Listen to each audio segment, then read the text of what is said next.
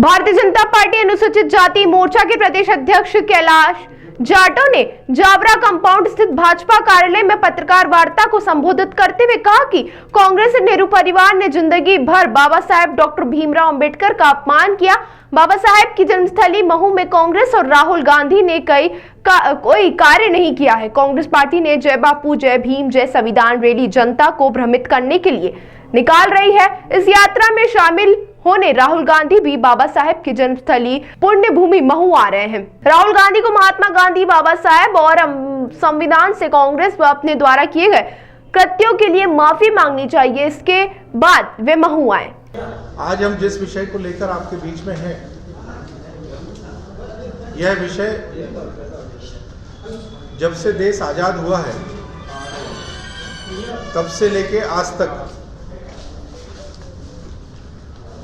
जिस विषय को लेकर कांग्रेस ने शासन किया है और जिस विषय को लेकर कांग्रेस ने अपनी राजनीतिक पृष्ठभूमि लिखी है, वह हमारे परम सम्मानीय इस देश के अर्थशास्त्री, इस देश के दलितों के मसीहा, आर्थिक रूप से भारत को मजबूती देने का काम जिन्होंने किया, ऐसे परम पूज्य बाबा भीमराव अंबेडकर साहब, जिन्होंने भारत के संविधान का निर्माण किया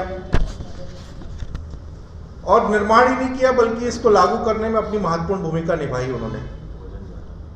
लेकिन जिस तरीके से इस देश में 55 साल कांग्रेस का राज रहा है, कांग्रेस ने दलित समाज के साथ में सिवाय मत लेने के अलावा कोई भी ऐसा काम नहीं किया जिसकी वजह से बाबा साहब अंबेडकर को सम्मान मिलना चाहिए।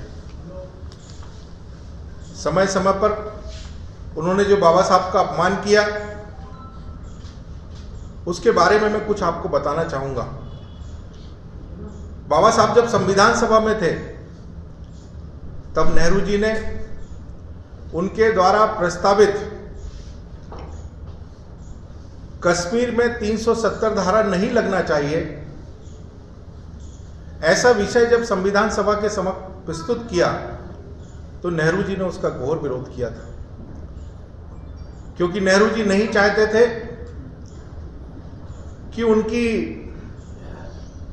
जो कश्मीरवादी, जो उनकी ऐशगाह है, उसको भारत में विलीन किया जाए और भारत का संविधान वहां पर लागू हो।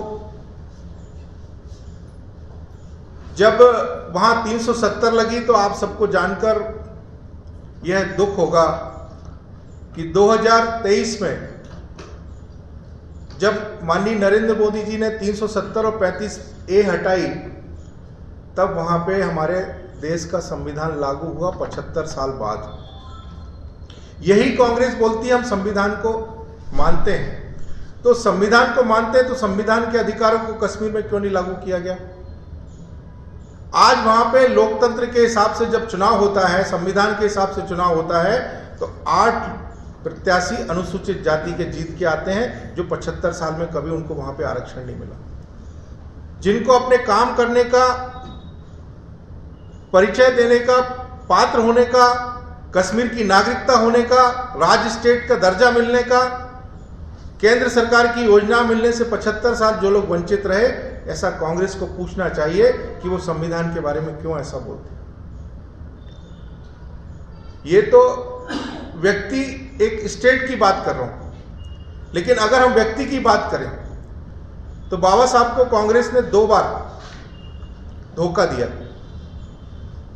कांग्रेस ने भंडारा में और बॉम्बे के महाराष्ट्र चुनाव में जिस तरीके से हराने का काम किया, आप ताज्जुब करेंगे कि नेहरू जी खुद नागपुर में एक होटल में बैठकर भंडारा में जब चुनाव चल रहा था तो वो उनके खिलाफ षड्यंत्र रच रहे थे कि वो कभी भी लोकसभा में ना जा पाए, और यह कांग्रेस ने नहीं होने दिया।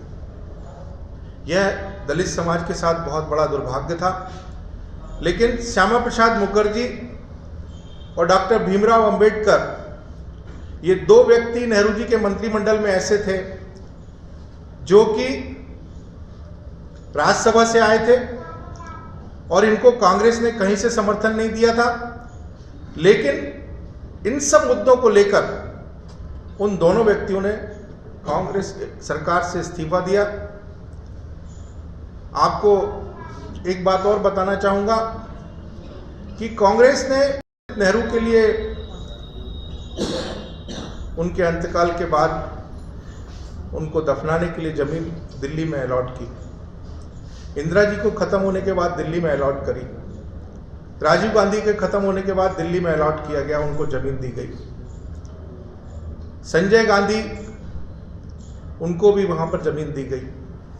लेकिन बाबा साहब दिल्ली में खत्म हुए, उनको संसार याद ना करे, समाज याद ना करे, विश्व के नेता आकर उनकी समाधि पर नमन ना करे, तो उनको इंदू मिल दादर के पास मुंबई में उनको दफनाया गया, जहां पे इंदू मिल करके एक मिल थी, उस मिल का पूरा कचरा वहां फेंका जाता था।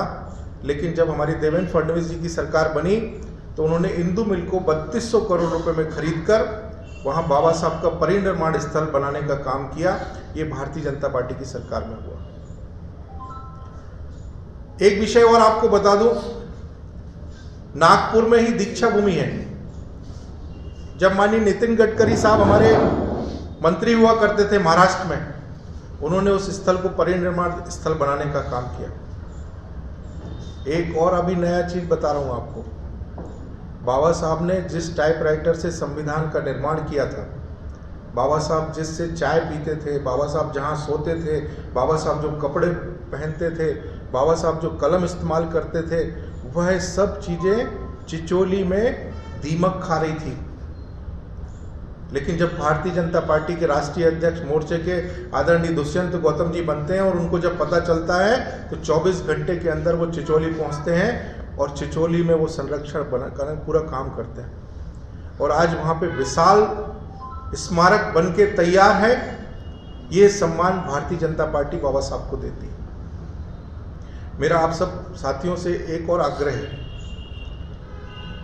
ये मध्य प्रदेश की भूमि बाबा साहब की जन्मस्थली है। बाबा साहब ने यहां पर जन्म लिया, लेकिन 55 साल यहां कांग्रेस की सरकार रही, उन्होंने जन्मस्थली को कभी देखा नहीं।